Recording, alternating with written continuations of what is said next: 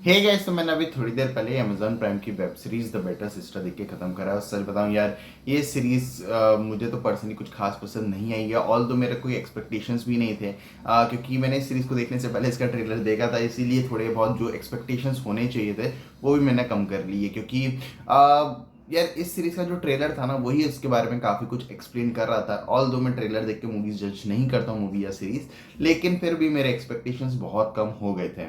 फिर मैंने ये सीरीज देखना स्टार्ट करी और इसने भी मुझे कुछ खास ऑफर नहीं करा।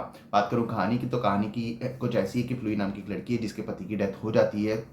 अब इसके पति को किसने मारा है, क्यों मारा है, ये सब जानने के लिए आपको ये सीरीज देखनी पड़ेगी। अगर मैं इसकी स्क्रीन प्ले की बात करूँ तो पर्सनली मुझे इस सीरीज का स्क्रीन प्ले कुछ खास पसंद नहीं आया है। क्योंकि जिस तरह से ये सीरीज स्टार्ट होती है, अपनी पूरी सिचुएशन को स्टैब्लिश करती है, हमें कैरेक्टर के साथ इंट्रोड्यूस कराया जाता है, बताया जाता है कैरेक्टर्स किस तरह के किस सिचुएशन में क्या कुछ कर रहे हैं। वो स्टार्टिंग में तो हमें ठीक ठाक लगते हैं, लेकिन फिर जिस तरह से ये वो सीरीज आगे बढ़ती है, अपनी चीज़ों को एक्सप्लोर करती है, अपने कंक्लूजन की तरफ जाती है, वो सारी चीज़ें इतनी ज़्यादा क्लीशे वे में दिखाई गई हैं कि हमारा इंटरेस्ट डेवलप रहता ही नहीं है। हमारा इंटरेस्ट जो था वो पूरी तरह से लूज हो जाता है और हम सोच रहे होते हैं कि हम क्या देख रहे हैं और क्यों देख रहे हैं, क्योंकि इससे ज़्यादा बेहतर सीरीज़ें हमने ऑलरेडी देख रखी हैं।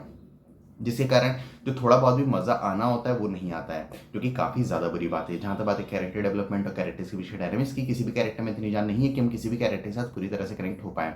और जो कैरेक्टर्स के पीछे डायनामिक्स है वो भी मुझे कुछ खास पसंद नहीं आए हैं। जो ट्विस्ट एंड टर्न्स है जिस पे ये पूरी सीरीज रिलाय करती थी, वो भी मुझे कुछ खास पसंद नहीं आया, क्योंकि मैं हर एक चीज़ को इतने आराम से प्रेडिक्ट कर पा रहा था, जिसके कारण मेरा वो इंटरेस्ट बना ही नहीं रहा, जो कि काफ़ी ज़्यादा बुरी बात है। और भी काफ़ी सारी चीज़ें जिन पे बात की जा सकती है, लेकिन अगर मैं उन चीज़ों पे बात करने गया तो इस बस पूरा यहीं करता रहूँगा, इसलिए मैं उन चीज़ों पे बात नहीं कर रहा हूँ। बात करो एक्टर्स की परफॉर्मेंस की, तो सब एक्टर्स से कम अच्छा है, पर चाहे आप किसी की बात करो पर्सनली मुझे सब एक्टर्स से कम पसंद आया है। जहाँ तो बात है डायरेक्शन और एडिटिंग की, डायरेक्शन काफ़ी बुरा है। डायरेक्टर को पता ही नहीं था कि शायद वो किस तरह की सीरीज बना रहे, इसी कारण से जो गलतियाँ उन्होंने करी हैं, स्पेशली फर्स्ट हाफ में शो के, वो शायद वो नहीं करते अगर उनको पता होता कि वो इस सीरीज को कहाँ पर लेके जाना चाहते हैं। जो एडिटिंग है वो भी मेरे ख्याल से थोड़ी और बेटर होनी चाहिए थी। बात करूँ प्रोडक्शन क्वालिटी की, तो वो भी ठीक ठाक ही है। तो ओवरऑल मुझे ये सीरीज कुछ खास पसंद नहीं आई है, इसी कारण से मैं तो इस सीरीज को रिकमेंड नहीं कर पाऊंगा, क्योंकि इस तरह की सीरीज है इससे बेहतर हमने पहले ही देख रखी है। तो इस शो को देखने का कोई मतलब नहीं बनता, इसी कारण से मैं तो इस शो को रिकमेंड नहीं कर रहा हूँ। फिर भी अगर आप देखना चाहते हो तो आपको कौन नहीं रोक सकता है। और अगर आप लोगों ने ये शो देख लिया हो तो मुझे कमेंट्स में जरूर बताना कि आपको ये शो कैसा लगा। बाकी मिलते हैं अगली वीडियो में, तब तक के लिए जय हिंद, जय भारत।